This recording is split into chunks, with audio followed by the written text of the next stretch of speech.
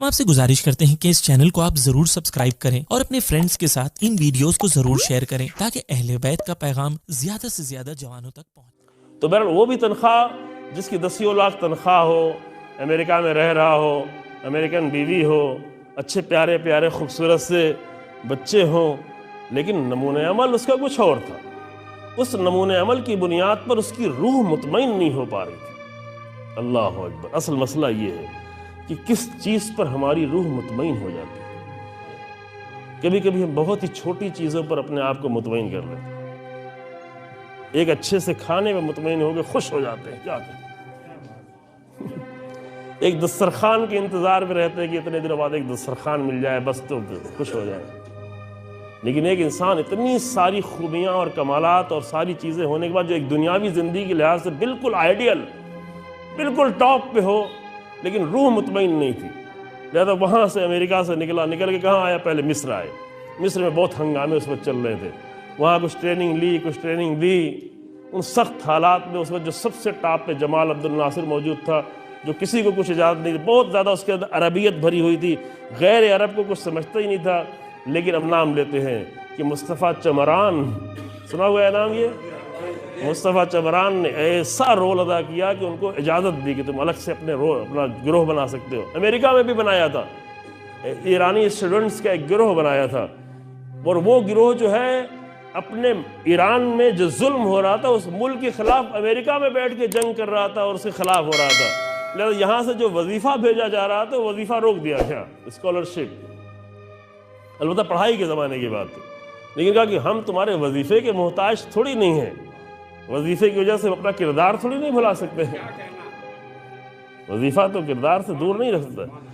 پھر وہاں بھی دل مطمئن نہیں ہوا، میں جلدی سمیٹ دوں، وہاں بھی مطمئن نہیں ہوا، دیکھیں یہاں سے زیادہ کہیں اور ضرورت ہے، تو مصر کو چھوڑ کے لبنان چلے گئے، اور پھر لبنان میں امام موسیٰ صدر کے ساتھ آ کر جہاں غریب بچے تھے، لبنان کے شیعہ جوتے سلتے تھے، نالیاں صاف کرتے تھے، غریب تھے، پست ترین حالت میں تھے، لیکن امام موسیٰ صدر جیسا رہبر، شہید چمران جیسا، مصطفیٰ چمران جیسا عظیم آئیڈیل انسان، ان دونوں نے مل کے یتیموں کو، غریبوں کو، بچوں کو اس طرح سے پالا کہ وہی بچے بعد میں حزب اللہ کی عظیم طاقت بن گئے۔ تصویریں موجود، ان کے درمیان میں بیٹھتے تھے، بہت سارے واقعات ہیں، میں واقعات بیان کروں گے دیر ہو جائے گی، بیٹھتے تھے۔ بیوی آئی، مصر تک تو رہی، لبنان میں رہی، لیکن لبنان کی بھوک، پیاس، مشکلات، گولے، جنگ، لڑائی، سختیاں، غربت، یہ سب دیکھ کے کہا کہ ہم آپ کو تو بہت چاہتے ہیں اور آپ کو چھوڑنا نہیں چاہتے، لہٰذا آپ میرے ساتھ واپس چلیں امریکہ، جبکہ وہ خود بھی بہت دنوں تک خدمت کرتی، لیکن ایک عورت کی اتنی توانائی نہیں تھی، نہیں ٹھہر پاتی تھی، تھوڑا آپس میں گفتگو ہوتی رہی کہ نہیں ہم نہیں جا سکتے، ہماری ذمہ داری یہاں پر ہے، لیکن بیوی بہت تقاضا کرتی رہی، تو بہت ہی احترام کے ساتھ اپنی بیوی سے کہا کہ آپ جا سکتی ہیں، لیکن میں اپنی ذمہ داری کو چھوڑ کے نہیں جا سکتی۔ بیوی نے کہا بچے، کہا وہ بھی تمہیں اختیار ہے، چاہو تو مجھے دے دو، چاہو تو خود اپنے ساتھ لے دو۔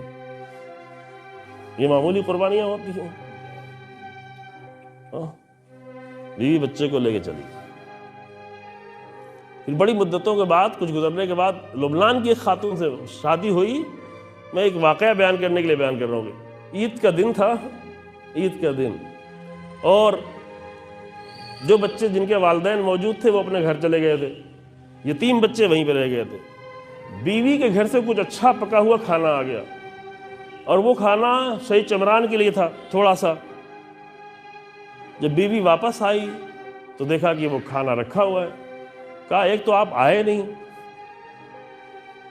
پہلے تو تقاضا یہ تھا کہ آئے ہیں، کہا کہ میں ان یتیم بچوں کو چھوڑ کے کیسے جاؤں، میں جاؤں اور یہ یہیں پہ رہیں اور یہ احساس کرتے رہے کہ میرا جانے والا کوئی نہیں گھر ہے، میں کس کے گھر جاؤں، تو میں ان کو چھوڑ کے کیسے آؤں۔ پھر کہا اچھا آپ نے کھانا کیوں نہیں کھایا؟ کہا کہ کھانا اتنا زیادہ نہیں تھا کہ میں سب کو کھلا پاتا، تو میری روح نے گوارا نہیں کیا کہ میں تنہائی میں بیٹھ کے اچھا کھانا کھا لوں اور سب بچوں کو نہ کھلاؤں۔ دیکھیں کردار کیسے بنتے ہیں، کیسے بنتے ہیں۔ رسول اللہ کی حدیث میں نے چند دن پہلے پیش کی تھی، رسول اللہ خود کھا سکتے تھے، اچھا کھانا کھا سکتے تھے، لیکن رسول اللہ بھی کہتا ہے کہ میں نے دیکھا کہ رسول اللہ کھجور کھا رہے ہیں. میں نے کہا یا رسول اللہ آپ صرف کھجور کھا رہے ہیں؟ کہا کہ چوتھا دن ہے کہ میں نے کھانا نہیں کھایا، یا آج چوتھے دن کی صبح ہے کہ میں نے کھانا نہیں کھایا، جبکہ میرے پاس بھی قیصر و کسریٰ ہو سکتا تھا، لیکن اس لیے نہیں کھایا چونکہ دوسرے نہیں کھا رہے ہیں تو میں کیسے کھا لوں. تو کردار یوں بنتے ہیں عزیز. کھانا نہیں کھایا کیونکہ میں سارے یتیموں کو اتنے کھانے میں کھلا نہیں سکتا، تو جب کھلا نہیں سکتا تو میں چپکے سے بیٹھ کے اپنے کمرے میں اپنے گھر میں وہ کھانا کھا بھی نہیں سکتا. یہ روح کی بلندی ہوتی ہے عزیز. یہ نہیں ہے کہ دسترخوان پہ ہر ایک کی ڈونگے چھین رہے ہوں، پلیٹیں چھین رہے ہوں، بغیر کسی خیال کے سامنے کوئی بزرگ بیٹھا ہو، کوئی اور بیٹھا ہو. قربانیاں دینے والے اور ہوتے ہیں، کھانے والے اور ہوتے ہیں، ہے نا. پھر دیکھا لبنان میں وہ مضبوطی پیدا ہو گئی، پھر ایران میں انقلاب آ گیا. یہ سب انقلاب کے پہلے کی بات ہے. پھر ایران میں انقلاب آ گیا، دیکھا کہ نہیں اب لبنان سے بھی زیادہ ایران کو ضرورت ہے، تو ایران میں آ گئے. ایران میں جب ہر طرف شکست ہو رہی تھی اور کرد لوگ جدا ہو رہے تھے، آذربائیجانی لوگ جدا ہو رہے تھے، اور اندر لڑائیاں چل رہی تھی، اسٹیٹ جدا ہو رہے تھے، اس مجاہد نے جا کر جب بالکل مایوس ہو چکے تھے جا کے جنگ جیتی. اور اس کے بعد جب ایران و عراق کی اس کے بعد جنگ شروع ہوئی تو ایران و عراق کی جنگ میں وہ وزیر تھا، وزیر دفاع. اب آپ تصور کریں کہ وزیر دفاع کی شہادت بالکل ایران و عراق کے فرنٹ لائن پہ ہوئی ہے، وزارت خانے کے اندر نہیں ہوئی ہے. میں وہاں اس جگہ پہ کئی بار جا چکا ہوں، اور خدا کرے کہ آپ کو بھی ایسی جگہیں جانا نصیب ہو. وہ سنگر ابھی بھی بنا ہوا ہے، وہ فرنٹ لائن کی جو دیواریں کھڑی کی جاتی مٹی سے وہ ہے موجود فرنٹ لائن پہ. بار بار وہاں پہ جاتے تھے. اور اتنی لطیف طبیعت کے مالک کے ڈرائیور بیان کرتا ہے کہ تیز رفتار گاڑی سے جا رہے تھے اور ایک پرندہ آ کے ٹکرا گیا اور پرندہ گر گیا تو جلدی سے روکو گاڑی روکو. اور گاڑی رکی، گاڑی روک کے پیچھے آئے، پرندے کو اٹھایا، دیر تک اس کو جو کچھ کیا اور سانس دی. یعنی کہ انسان جس کی نگاہ میں اتنا زیادہ مقصد بلند ہو، اس کی روح اتنی لطیف ہو کہ ایک پرندے کی تکلیف بھی اسے گوارا نہ ہو. تو یہ سب ایک یوں ہی نہیں بن جاتا. یہ اتنے عظیم کردار بغیر نمونے کے نہیں ممکن ہے. میں یہ ساری بات صرف اس لیے کر رہا ہوں عزیزوں کہ ہم لوگوں نے جناب زہرا جیسی ذات کو ابھی تک نمونہ بنانا سیکھا ہی نہیں.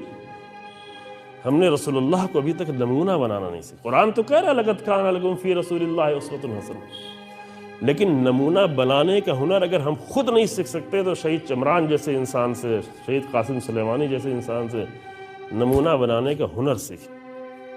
اگر ہم ابھی اپنے مظاہر سے نہیں سیکھ پا رہے ہیں، کہتے ہیں وہ تو بہت پرانے زمانے کے لوگ تھے، اتنے عظیم لوگ تھے. اگر ہم سلمان سے نہیں سیکھ پا رہے ہیں، اگر ہم مسلم ابن اوسجہ سے نہیں سیکھ پا رہے ہیں، تو آج ہمارے زمانے کے لوگ ہیں.